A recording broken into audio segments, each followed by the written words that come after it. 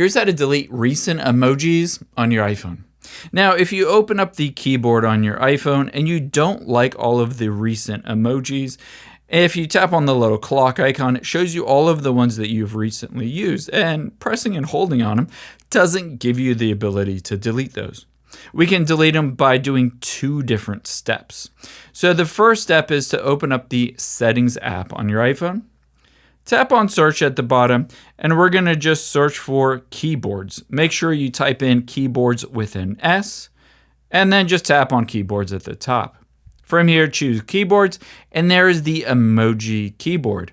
All we're going to do is swipe to the left and delete it, and then add it again. You can either just search for it, or you can just tap on it after scrolling to it.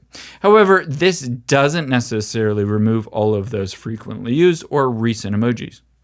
The next thing we need to do is go all the way back to the beginning of your settings. And again, tap on search at the bottom, and we're going to search for reset. Now you can see on here, if you scroll down, choose reset your keyboard dictionary. After you've done that, it'll pop in here and tap reset. And again, reset your keyboard dictionary. Just by going through this process and entering in the password, you'll be able to see I can reset it. And then after the fact, I can hop into my emojis and tap on them. And all of them are back to just the regular default. I hope this helps. If you enjoyed this video, check out the video over to my right. I think you really like that too. And thanks for watching.